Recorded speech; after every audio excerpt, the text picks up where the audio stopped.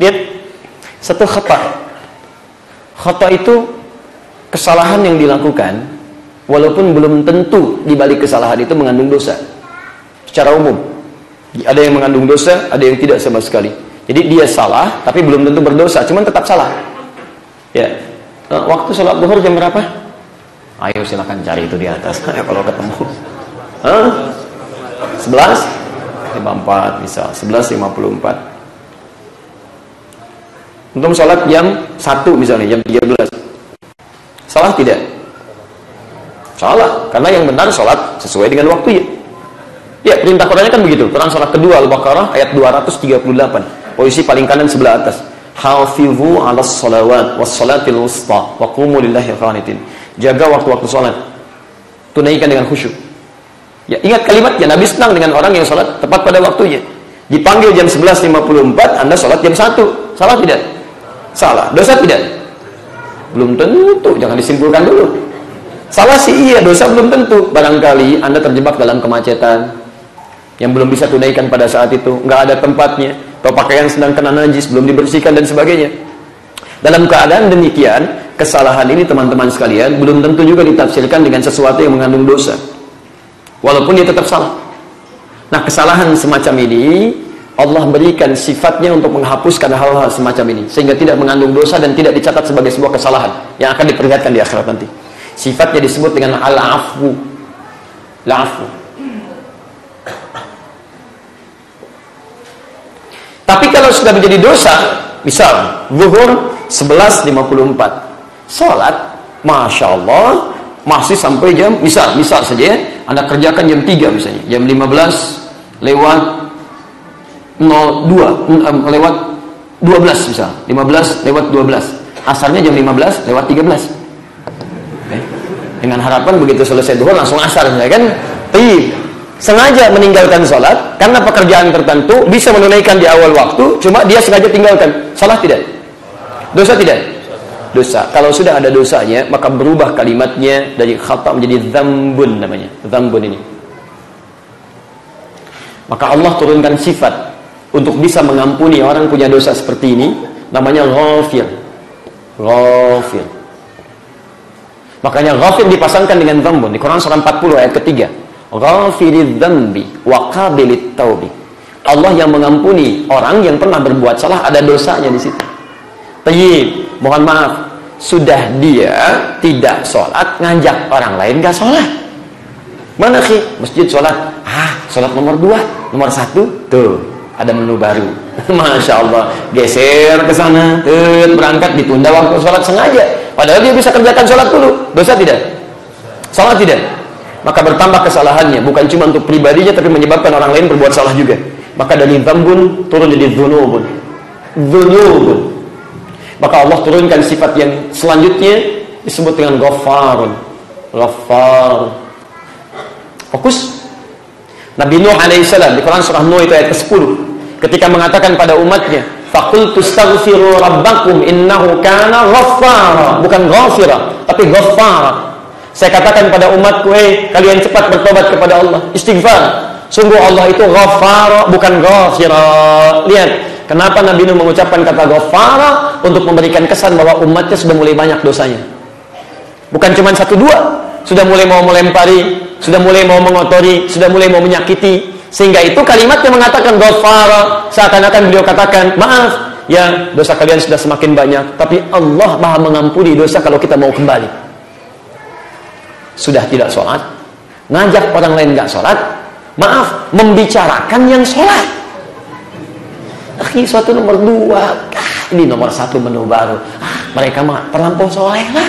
Dari kemarin juga begitu kebiasaan. Saya amati begitu aja tiap hari. Si Ahmad aja nggak begitu, misalnya terus semua dibicarakan, menghambat orang sholat, membicarakan yang sholat, sudah muncul dosa baru. Dzunubun ma'adzulmi. Saking sayangnya Allah diturunkan sifat yang selanjutnya, Ghafur. Ghafur.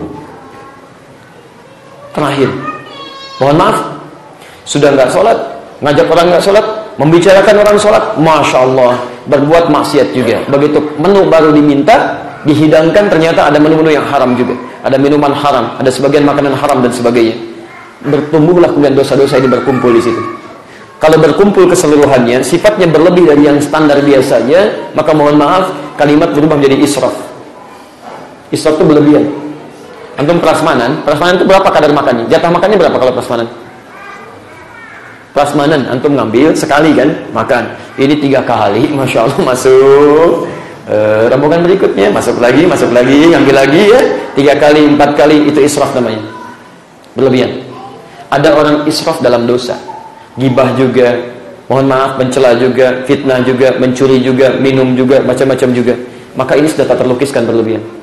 Tapi bagi orang seperti ini pun, Masya Allah, Allah dengan sifatnya masih menginginkan dia untuk kembali kepada Allah dalam keadaan suci, bebas dari semua dosa ini. Maka diturunkan sifat yang terakhir namanya Rahim. Quran surah 39 ayat 53. Qul ya ibadiyalladzina asrafu ala anfusihim. Katakan Muhammad pada hamba-hambaku yang merasa banyak dosanya dalam kehidupan. Ayo, sampai pesimis dia dan sebagainya. Gak usah pesimis, kata Allah. La taqnatu min rahmatillah. Jangan putus asa dari rahmat Allah subhanahu wa ta'ala. Bukankah dulu banyak dikisahkan, ada orang-orang banyak berbuat salah, sampai membunuh 100 orang, pernah mabuk juga, pernah macam-macam, dan tak terlukiskan. Tapi dia mau kembali, dibuka pintu hidayah, ketika bertobat, baru berjalan meninggal dunia. Turun ayat bahkan di situ untuk mengisyaratkan. Quran surah keempat ayat 100 itu. Diterima ibadahnya, bahkan surga dijanjikan untuknya. Ini poinnya. Nah, sekarang persoalannya, kalau Anda mau kumpulkan ini dalam kalimat untuk memohon ampunan, lihat kalimatnya. Ketika Anda memiliki rasa khata, maka lawannya apa tadi? Al-afu. Anda katakan wa'fu anna. Dzambun, dzunubun ma'adzulmi. Ghafir, ghafar, ghafur disatukan dalam kalimat al-ghufra waghfir lana. Rahim, kalimat permohonannya warhamna. Masya Allah, tiga-tiganya muncul di sini. Anta maulana fansurna 'alal qaumil kafirin. Perhatikan teman-teman sekalian, lihat sini. Ketika Anda akan tidur, boleh jadi dalam masa-masa itu ada sentuhan dalam jiwa kita. Dalam suasana yang tenang itu tiba-tiba masuk. Kamu ini mau sampai kapan perilaku begini? Kamu salah, kamu berbuat dosa dan sebagainya. Dari sini, perhatikan betul. Ketika Anda membacakan ayat ini, Anda mengatakan wa'fu anna, coba koreksi sampai malam itu berapa kesalahan Anda perbuat, walaupun belum tentu ada dosanya. Ketika waghfir lana, nih rasakan nikmat ini. Anda pernah berbuat dosa apa saja? 1, 2, 3, 4, minta ampunan, tangisi oleh Anda.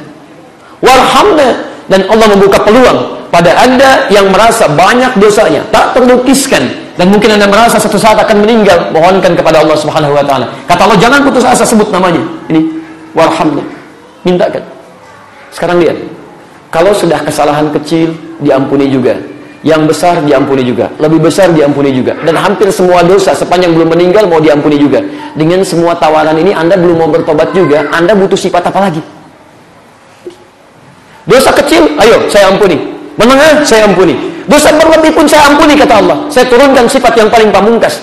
Dengan semua sifat ini Anda belum mau juga bertobat, Anda butuh sifat apa lagi supaya Anda mau kembali kepada Allah Subhanahu wa taala? Karena itu saat-saat sebelum tidur itu yang paling menenangkan untuk menghadirkan kalimat-kalimat itu. Karena orang kalau suasana malam lebih tenang keadaannya. Coba hadirkan. Sehingga dengan keadaan itu diri kita kembali baik, lalu Anda katakan anta maulana, ya Allah, Engkau yang menguasai kami. Kalau kepada penguasa yang mengendalikan kami saja dosa kami tidak diampuni, lantas kepada siapa lagi kami mohon ampunan? Dan Anda mohon kepada Allah, fansurna 'alal qaumil kafirin, dan mohon jaga saya ya Allah setelah saya bertobat ini, besok kalau saya hidup lagi, saya tidak dipengaruhi oleh orang-orang yang menyimpang sehingga menjauh lagi dari ketentuan Engkau. Ini poinnya. Jadi kalau Anda bacakan ini, kemudian besok bangun, lisannya sudah gibah lagi, matanya sudah melihat tontonan yang tidak baik lagi, kakinya melangkah pada yang buruk lagi, maka ada yang salah dengan bacaan ini. Kalau cuma baca, anak kecil pun bisa baca. Ini poinnya.